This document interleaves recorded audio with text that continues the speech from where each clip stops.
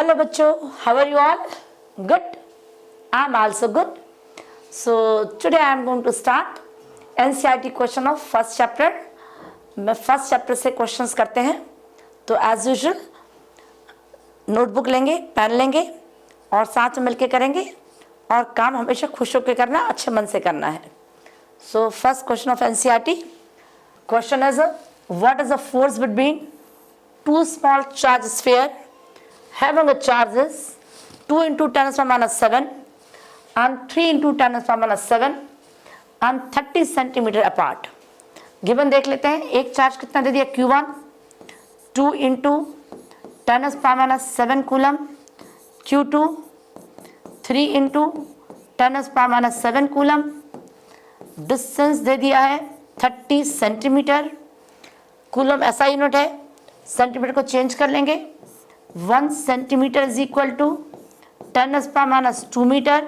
अब कंसेप्ट क्या लगना है, we have to find out force.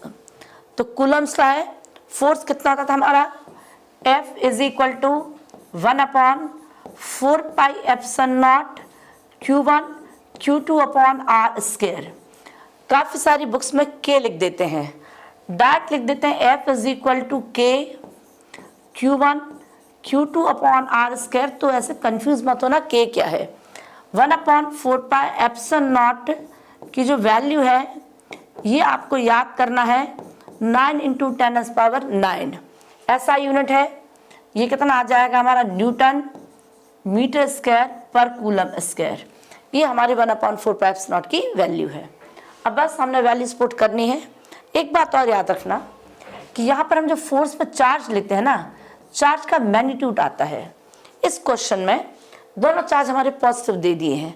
मान लेते एक क्वेश्चन एक चार्ज पॉजिटिव और एक नेगेटिव होता तो हमने सिर्फ साइन पॉजिटिव ही लेना था।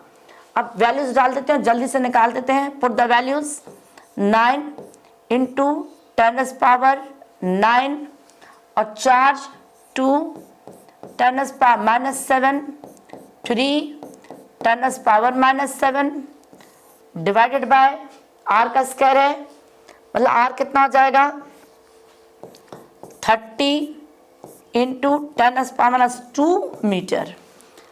क्या लिख लोगे, स्क्वायर करना है 30 × 10⁻², 30 × 10⁻²। सबसे पहले एज यूजुअल पावर सॉल्व करेंगे। 1 0 2 0, ये 2 0 यहाँ चले गए। ये कितना -7, ये कितना है +9, तो कितना आ जाएगा आपका -7 का 2 आ जाएगा। यहाँ कितना है 3 से 3 टाइम चला गया, ये 3 से 3 चला गया, 9 हो गया। यहाँ पर कितना था 2 की पावर थी, कितनी थी 7। यहाँ पर -7 में +2 करोगे 10⁻⁵। यहाँ 10⁻² है, यहाँ 10⁻⁵। इसको सॉल्व करोगे कितना आ जाएगा 10⁻³ तो देखो F कितना आ गया हमारा, क्या बचा, सिर्फ एक 2 बचा, एक 3 बचा, ये 3 पहले कट गया था। 6 × 10⁻³ न्यूटन। क्वेश्चन को आसान करने के लिए सॉल्व करते वक्त क्या ध्यान रखना है, सबसे पहले पावर सॉल्व करनी है। सबसे पहले क्या सॉल्व करनी है, पावर सॉल्व करनी है। Now I am coming to the next question. Answer is F is equal to 6 × 10⁻³ newton. Basic question था। यदि इसी क्वेश्चन में जो चार्ज था 2 दे दिया होता और -3 होता तब भी हमारा फोर्स का रिजल्ट यही आना था। पर अभी जब सेम चार्ज थे तो हमने नेचर ऑफ फोर्स को हम लोग बोल देंगे रिपल्सिव, एक प्लस और एक माइनस होगा तो क्या बोल देंगे, attractive. The next question is again the electrostatic force. We have to find out force on the small sphere 0.4 microcoulomb. एक चार्ज दे दिया हमें 0.4 माइक्रोकूलम। माइक्रो स्टैंड करता है, micro is equal to 10⁻⁶। Another small sphere of charge Q2 charge दे दिया है -0.8 microcoulomb. In air is 0.2 newton. Air में जो फोर्स था that is 0.2 newton. First, what is the distance between the two spheres, उन दोनों स्फीयर के बीच डिस्टेंस कितना है। As just like a previous question, जल्दी से बोलेंगे फोर्स का फॉर्मूला क्या है। यस यस करो बच्चे, good good. 1/4πε0 Q1 Q2 upon R square. क्या बताया था बेटे हमने इसमें कि जब हम चार्ज की वैल्यू पुट करेंगे तो एक प्लस और दूसरा क्या है माइनस, पर दोनों क्या पुट करेंगे प्लस ही। क्यों, यहाँ पर जो फोर्स के फॉर्मूले में होता था एक्चुअल क्या होता था, मैग्नीट्यूड ऑफ चार्ज। क्या होता है, मैग्नीट्यूड ऑफ चार्ज। तो प्लस माइनस कोई फर्क नहीं है। यदि दोनों प्लस है तो हम क्या बोलेंगे, सेम चार्ज क्या कहते हैं रिपेल, एक प्लस और एक माइनस मतलब क्या जाएगा अट्रैक्ट। अब वैल्यूज पुट करते हैं, एफ दे दिया है, एयर की बात कर रहे हैं तो एयर में। नेक्स्ट बी पार्ट है, what is the force the second sphere due to first. चलो पहले फर्स्ट पार्ट कर लेते हैं। एयर और मीडियम का भी बताऊंगी मैं क्या है। तो अब यहाँ पर फोर्स एयर में कितना था, 0.2 था। आपको इसकी वैल्यू पता है, 1/4πε0 की वैल्यू 9 × 10⁻⁹। चार्ज कितना है 0.4 माइक्रो किस पर स्टैंड करता है, 10⁻⁻⁶। दूसरा चार्ज कितना -0.8, पर आपने सिर्फ क्या पुट करना है 0.8 10⁻⁻⁶ डिवाइडेड बाय कितना आर स्क्वायर, और हमें आर ही निकालना है। हम थोड़ा सा काटते पीटते वक्त ऐसा ध्यान रखेंगे कि जो स्क्वायर वैल्यू बाहर आ सकती है वो बाहर आ जाए। देखते हैं, पहले मैं छोटा सा सॉल्व कर लेती हूँ। यहाँ से एक पॉइंट हटा दिया, ये 0, ये पॉइंट हटा लिया, ये 0। अब यहाँ पर 9 है और यहाँ पर कितना हमारा 10⁻⁶।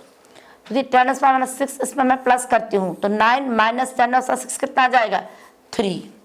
और यदि 3 से मैं 1 को कम कर देती हूँ यहाँ पर तो कितना आ जाएगा 10⁻²। अब मैं एक बार दोबारा लिख लूँगी, यहाँ आर स्क्वायर किया मैंने, यहाँ पर 9 × 10⁻² किया, यहाँ पर 4 किया, 8 किया, 10⁻⁶ किया और यहाँ पर 0.2 आया और ये हमारा 10 बचा हुआ था। अब देखो क्या स्मार्ट वर्क करेंगे, ये 2 हटा के 10 कट गया।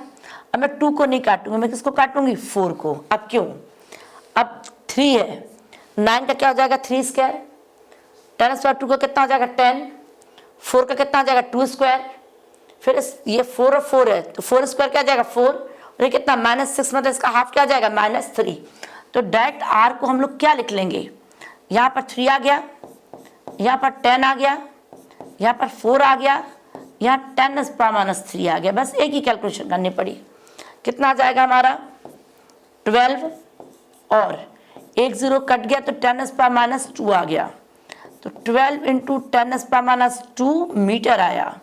और क्या ले सकते हैं आप आंसर, R = 12 × 10⁻² मीटर था। यदि सेंटीमीटर बना दे तो R कितना आ जाएगा 12 सेंटीमीटर। एक ही फॉर्मूला था। अब यहाँ मैं एक चीज़ और बताऊंगी, यहाँ क्वेश्चन में एयर दिया है, यदि एयर की जगह मीडियम होता तो क्या करना था हमने। तो जो हमारे K की वैल्यू है 1/4πε0, एक्चुअली ये जो वैल्यू होती है किसी भी मीडियम में हम जो वैल्यू लिखेंगे 1/4πε0 εr Q1 Q2 upon R square. तो एयर के लिए जो εr की वैल्यू है दैट इज 1। तो जब भी एयर के लिए करते हैं तो बुक्स में 1/4πε0 ही दिया होता है, बट एक्चुअल K की वैल्यू ये होती है। एयर के लिए क्यों 1 लिख देते हैं, क्योंकि εr एयर के लिए कितना होता है बेटे हमारा 1। अब जब एयर में नहीं दिया तो किसी भी मीडियम में जो FM है वो क्या लिखा जाएगा 1/4πε0 εr। यदि क्वेश्चन में एयर और मीडियम के बारे में क्लासिफाई नहीं किया है तो हम एयर मान के ही चलते हैं।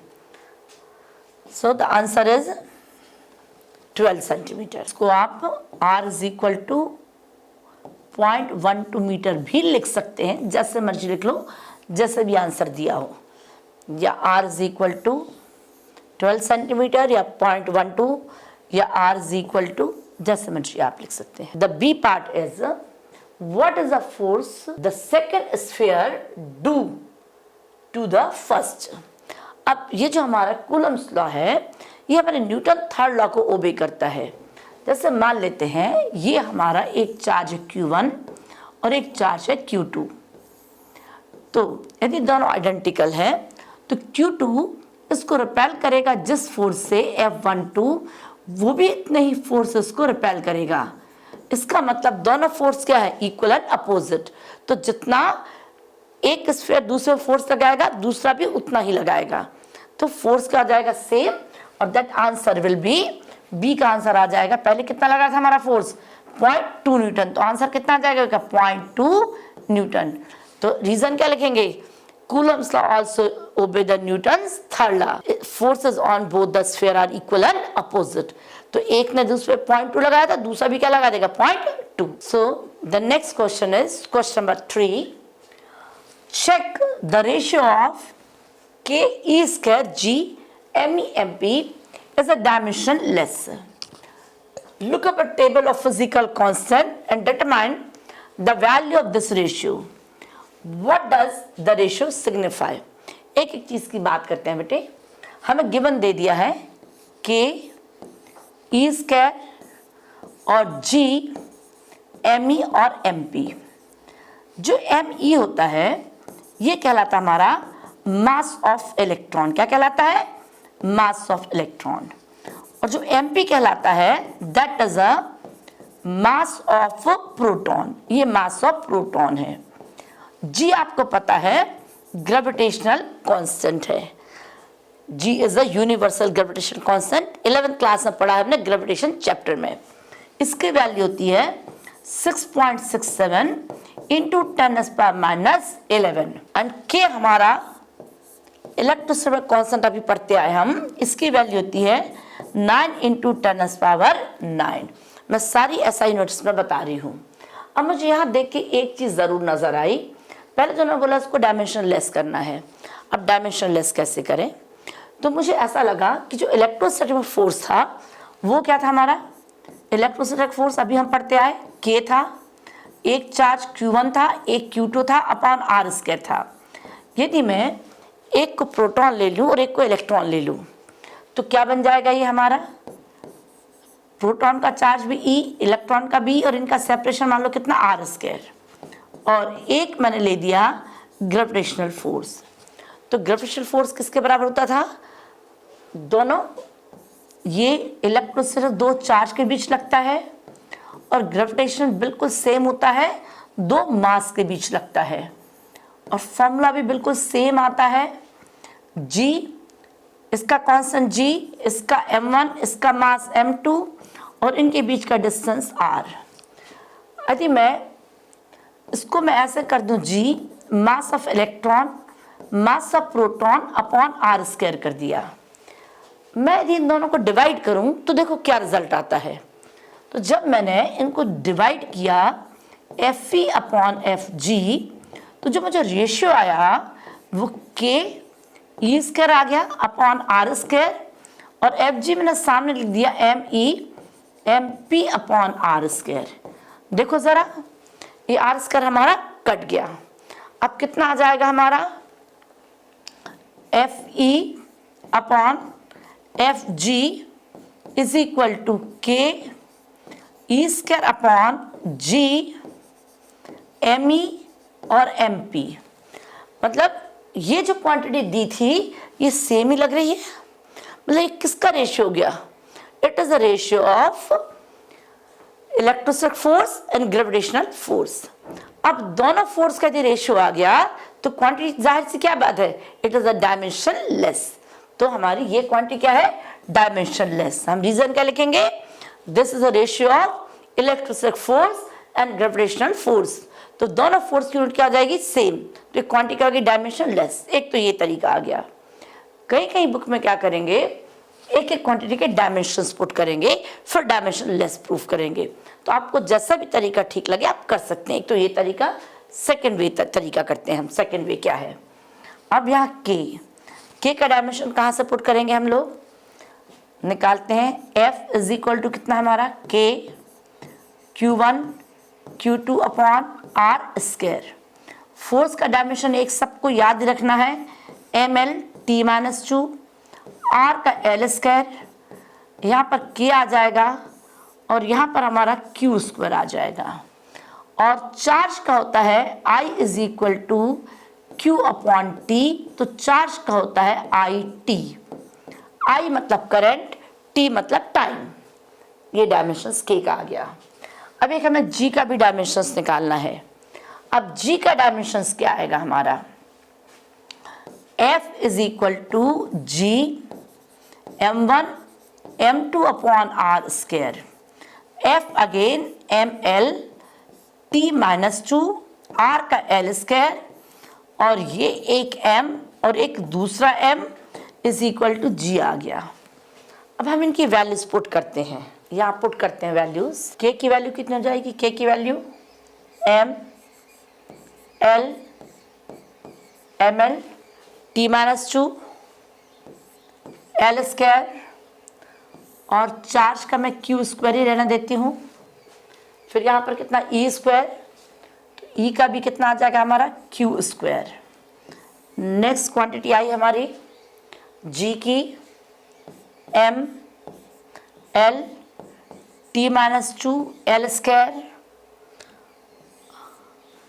और यहाँ पर m और m, और यहाँ पर कितना बच गया m और m, तो यहाँ पे मैंने कर दिया m और m। ये q स्क्वायर कट जाएगा, m कट जाएगा, ये भी कट जाएगा, एम एल टी माइनस 2 और l स्क्वायर। मतलब यहाँ जो क्वांटिटी आई वो क्या आ जाएगी हमारी, डायमेंशन लेस, m के ऊपर 0 की पावर, l के ऊपर 0, t के ऊपर 0, so it is a dimension less quantity.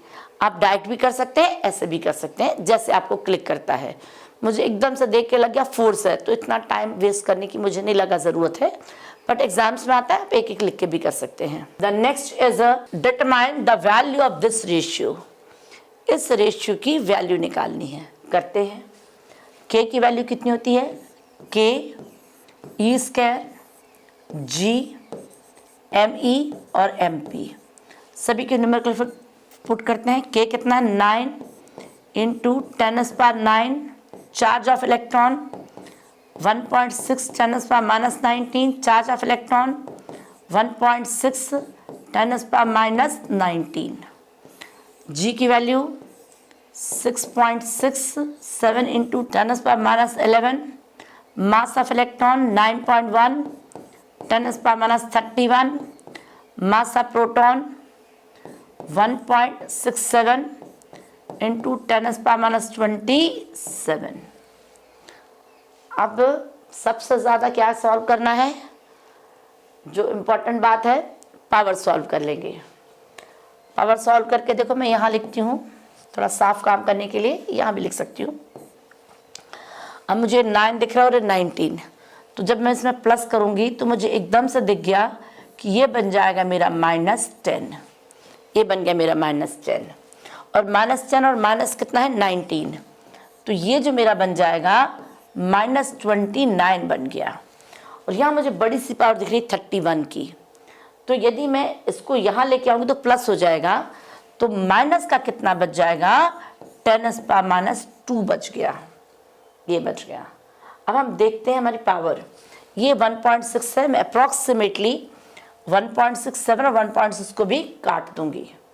अब देखते हैं क्या बचा, एक 9 रह गया मेरे पास, एक 1.6 रह गया, और यहाँ पर 6.6 और 9.1, और पावर बची हमारे पास -27, -11 और -2, तो कितना हो जाएगा 8, 10 और ये 40। यहाँ नीचे माइनस है, ऊपर जाके कितना आ जाएगा +40। 9 भी मैं अप्रॉक्सीमेटली काट देती हूँ। अब मैं यहाँ 39 की पावर बना के इसको मैं 16 कर दूंगी और 10⁻39 बना दूंगी। यहाँ पर कितना है, और 6.67, थोड़ा सा अप्रॉक्सीमेटली ले लूँगी। यदि यहाँ 7 होता तो 7 2 कितना था 14 ना, 6.6 है। यदि मैं तो अप्रॉक्सीमेटली जो और भी तरीका है, 16 4 64 होता है, तो हम इसको 0.4 भी कर सकते हैं। 0.4 से हमने 10 कर दिया, 4 से आ जाएगा हमारा 2.5, तो अप्रॉक्सीमेटली आ जाएगा 2.5 इंटू 10⁻39। तो इसने और क्या बता दिया, आपको यूनिट नहीं लगेगी क्योंकि दो फोर्स का रेशियो है। तो ये हमारा इलेक्ट्रोस्टैटिक फोर्स था, ये क्या था हमारा Fe अपॉन ये कितना था F ग्रेविटेशनल फोर्स। तो जो हमारा इलेक्ट्रोस्टैटिक फोर्स है that is much stronger than the gravitational force. हमें ये भी समझ आ गया कि जो इलेक्ट्रोस्टैटिक फोर्स है वो बहुत ज़्यादा है। तो ऐसे जब पढ़ाते हुए आप लोग को एग्जांपल्स दिए जाते हैं ना कि यदि हमने बाल में कोम रब किया तो पीस ऑफ पेपर डाले तो ऊपर आ जाते हैं, ऊपर नहीं आनी चीज़ को, है ना, पीस ऑफ पेपर तो नीचे गिरने चाहिए, क्योंकि electrostatic force is much stronger than the gravitational force, इसलिए वो बॉल ऊपर आ जाते हैं। तो ये एक रीज़न है। Next I am coming to the next question. The next question as explain the meaning of statement of electrical charge of the body is quantized. Quantized word का मतलब क्या होता है कि जैसे कोई एक ऑब्जेक्ट है, मतलब जिन चीज़ों को हम एक एक एक एक पार्ट में डिवाइड कर लेते हैं, कुछ चीज़ें ऐसी होती हैं जिनको हम डिवाइड नहीं कर पाते हैं। तो ये देखा कि इलेक्ट्रॉन में यदि हम स्मॉल में देखें तो हमने बोला एक इलेक्ट्रॉन है, एक इलेक्ट्रॉन है, ये इलेक्ट्रॉन है, एक इलेक्ट्रॉन है, एक इलेक्ट्रॉन है। तो हमने बोला कोई भी एक ऑब्जेक्ट है उस पर जो चार्ज होता है वो हमारा चार्ज होता है प्लस माइनस एन ई। मतलब ये हुआ कि यदि इसमें एन नंबर ऑफ इलेक्ट्रॉन है तो इलेक्ट्रॉन को हमने एन नंबर बोल दिया कि एन नंबर है। एन हमारा हो सकता है 10⁻28 हो, 30 हो, बहुत ज़्यादा एन होता है, ऐसा नहीं कि 10 हो गया एन, मतलब बहुत ज़्यादा एन है। तो जो एन जितना मर्जी एन है वो हमेशा एक बेसिक चार्ज का मल्टीपल है। तो किसी भी ऑब्जेक्ट में जो चार्ज होगा वो क्या होता है एन ई। जो एन की वैल्यू होती है वो हमेशा हमारी होल नंबर होगा, मतलब एन इंटीजर होगा। और अच्छे वर्ड में क्या बोलेंगे, एन क्या होगा, इंटीजर होगा। मतलब N can not be fraction, मतलब एन की जो वैल्यू है वो 2/3 नहीं हो सकती है, 4/3 नहीं हो सकती है, या 1/2 नहीं हो सकती है। एन की वैल्यू फ्रैक्शन नंबर नहीं होगी, एन हमेशा क्या हो जाएगा हमारा इंटीजर ही रहेगा। तो ये हमारा हो गया क्वांटाइजेशन। तो इस स्टेटमेंट को हमें प्रूव करना था। वो इसलिए करते हैं कि जब माइक्रो और मैक्रोस्कोपिक की बात करते हैं तो जब हम बड़े की बात करते हैं तो हम जनरली चार्ज को कंटिन्यूस लेते हैं कि चार्ज कंटिन्यूस जा रहा है क्योंकि नंबर बहुत ज़्यादा है। पर क्वांटाइजेशन लॉ है ये हमारा, Q = ± NE। Just we discuss अब why can one ignore quantization of electrical charge when dealing with the macroscopic large scale of charge। मतलब इसको क्या हम इग्नोर कर सकते हैं? हाँ कर सकते हैं। क्यों कर सकते हैं? क्योंकि जो चार्ज है Q = हम प्लस माइनस एन ही लेते हैं, और जो नंबर ऑफ इलेक्ट्रॉन है वो 1-2 नहीं होते हैं, नंबर ऑफ इलेक्ट्रॉन काफ़ी ज़्यादा नंबर होता है। जब ज़्यादा नंबर की बात करेंगे तो कई बार हम एक एक पार्ट नहीं लेते हैं, ज़्यादा है बहुत ज़्यादा तो उसको हम क्या लेंगे, कंटिन्यूस ले लेंगे। So it can be ignored. The next question is question number 5। When glass rod is rubbed with the silk cloth, charge appear on both. A similar phenomena is observed with many pairs of bodies। बहुत सारे pairs में ऐसी चीज़ें आती हैं। जैसे हम एक एग्जांपल लेते हैं, comb and small piece of paper कर लेते हैं, एबोनाइट, फर ले लेते हैं, बहुत सारे पेयर्स में ऐसी चीज़ें होती है। Explain how this observation consist the law of conservation of charge. पहले तो आप ये समझो कंजर्वेशन वर्ड का मतलब क्या होता है। जहाँ भी कंजर्वेशन वर्ड आया उसका मतलब होता है that quantity neither created not destroy. मतलब चार्ज है वो सिर्फ एक ऑब्जेक्ट से दूसरे ऑब्जेक्ट में ट्रांसफर होगा और डिस्ट्रॉय नहीं होगा, क्रिएट नहीं होगा बेटे, है ना। ट्रांसफर ही है जो भी, जैसे हम लोग एनर्जी कंजर्वेशन पढ़ते हैं। अब इसमें उन्होंने बोला कि एक सिल्क ग्लास रॉड है, इसको सिल्क क्लॉथ से हमने रब किया तो ग्लास रॉड के ऊपर पॉजिटिव चार्ज आ जाता है और सिल्क क्लॉथ के ऊपर, जो सिल्क क्लॉथ है उसके ऊपर हमारा नेगेटिव चार्ज आ जाता है। अब बात इतनी है कि जितना यहाँ पॉजिटिव चार्ज है वो और जितना नेगेटिव चार्ज है बराबर होता है। यदि इसके पास 1 कूलम पॉजिटिव चार्ज है तो यहाँ पर -1 कूलम चार्ज होगा। जब इन दोनों को नहीं रब किया था तो इसका जो चार्ज था इनिशियली, इसका भी चार्ज 0 था, इसका भी क्या था 0।